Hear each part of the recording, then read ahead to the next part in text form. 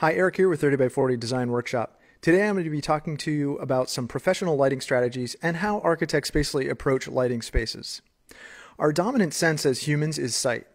We've evolved a finely tuned awareness of light levels around us and assigned them meanings. The warm afternoon sun, a cool and snowy sky, a candlelit table, all of them are connected to human emotion.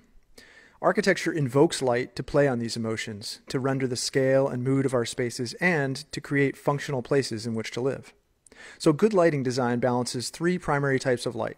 There's ambient, task, and accent. Architects and designers make lighting decisions based on the needs of individual spaces and how to tip that balance to achieve certain effects. Here's a few cool tricks worth considering for your next project. So first, we're going to talk about hiding the light source. Lighting a space from an unseen vantage point does two things. It emphasizes architectural form or structure, and it adds mystery and depth, especially to small spaces. Consider a skylight, solar tube, or clerestory window to achieve this effect. This house has been carved into the site's topography. The hidden light source recalls both the weight of the surrounding earth and the change in elevation from one side to the other. It's a complex house that never reveals itself all at once, and the light source complements that idea. Not knowing where the light comes from, we instinctively draw our own conclusions and extend the perception of space to encompass the source of light outside. It's a powerful effect.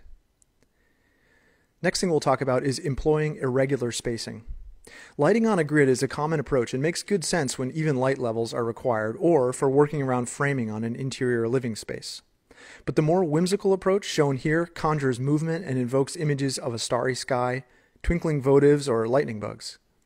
Casting small pools of light in a random pattern encourages informal circulation and gathering. Take care to use this approach sparingly. In this example, the regular pattern of the lighting in and on the flanking structures is what makes the irregular pattern stand out. If all the lighting were irregular, it would appear chaotic and disorderly. The next concept is to use dramatic contrast. While many lighting techniques rely on the even distribution of light, a theatrical treatment can be useful for creating unique emotional connections to a place, establishing importance, as well as leading people to a destination. High levels of contrast in a lighting scheme allow this technique to work here. The light filtering in from above promotes a feeling of quiet reverence, seclusion, and contemplation. Next concept we'll be talking about is daylight. When it comes to lighting a space, natural light always wins. Daylight is a full spectrum light, composed of roughly equal parts of all wavelengths or colors of light. It's the light our senses are most tuned to, and we intuitively understand what changes in natural light mean, from weather to time of day and season. We can use natural light to brighten and warm our rooms, and it's an abundant, free resource. Locating openings higher in a wall or roof plane will permit you to admit more natural light deeper into a space. Always remember that the direction your windows face will influence the type and coloration of light you'll receive. North-facing windows emit an even, diffuse light that's closer to the blue end of the light spectrum. South and west-facing openings allow large amounts of warmly toned, but often high-contrast light. Knowing this, you can allow for means of modulating it to protect unwanted glare, heat buildup, and fade-causing UV rays. The next concept, I want you to consider the rule of three.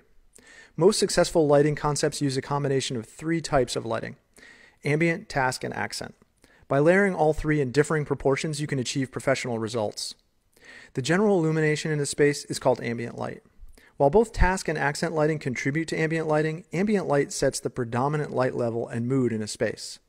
In the room here, most of the ambient light comes from a large wall of glass to the right, with some support from the wall washers located in the ceiling. The mood is sheltering with a steep gradient between the bright exterior wall and the dimly lit, cooler interior. The pendant task lighting above the desk illuminates the work area. While it contributes to the ambient light, it's clearly secondary. It also helps to divide the space for work and the one for repose. The table lamp functions as the accent in this scheme. It lends a pop to the wall nearby, and it does little for the real work zone in the room. The layering of it and the other two types allows for both light and dark places in the room and reinforces the overall interior concept of a cooler refuge in a desert landscape. Next concept is to be bold. Groupings of multiple fixtures always look better. Don't be afraid to use a large number of the same type of fixture. They anchor spaces by defining an overhead plane and act as a stopping point for the eye.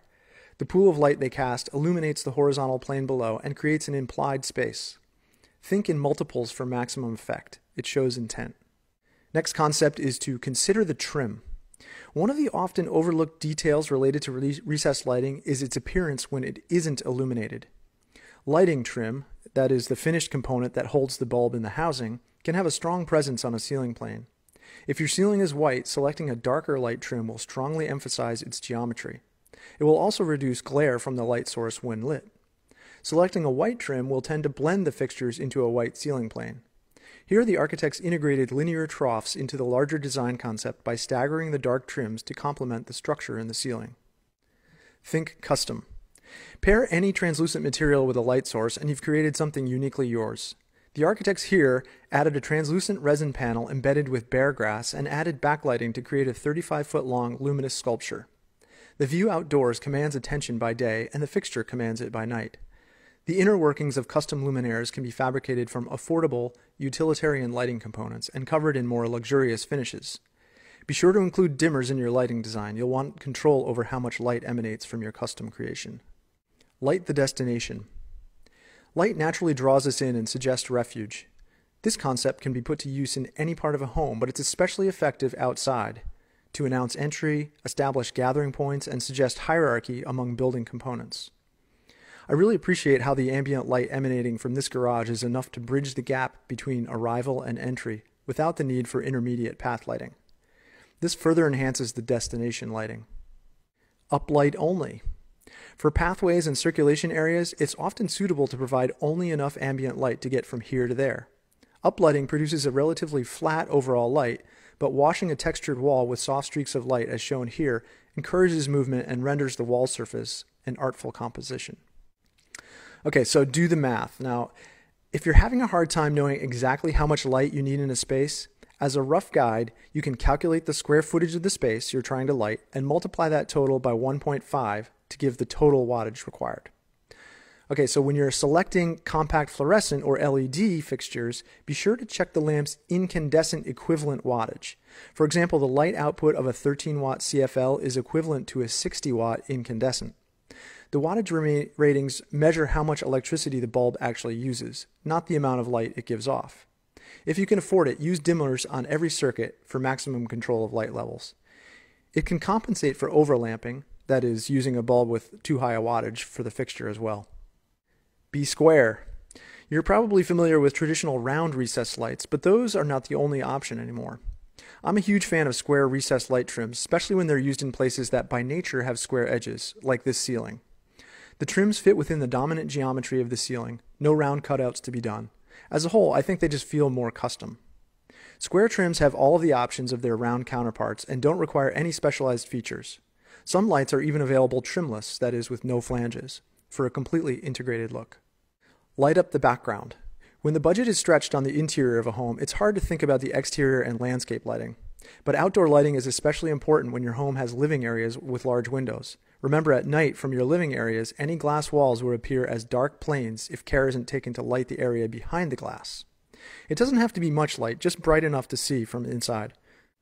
Lighting recessed into overhead soffits can be tightly focused on the ground, and that's usually enough to deaden the black hole effect. Doing this will also expand your perception and sense of space outward. You'll be glad you did it. Next concept is to bare the bulb. The humble light bulb, or lamp as the lighting professionals refer to it, is worthy of celebration. Too often we work hard to conceal this essential component.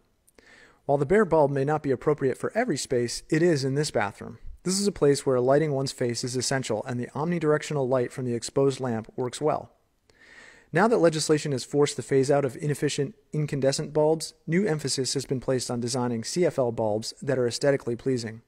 The bulbs shown here are made by Plumen in London and are a wonderfully sculptural alternative to the more common twisted spiral CFL. So the next concept is to consider museum lighting. Think of your home as a gallery and put specialty museum lighting to work. It feels unexpected and highly custom. The bulbs are typically halogen, which delivers light that has a sparkle you won't find with CFL or LED lamps. Don't be afraid to use these even if your art collection isn't what you'd like it to be. Consider the effect of these fixtures washing a wall of reclaimed wood or stacked stone.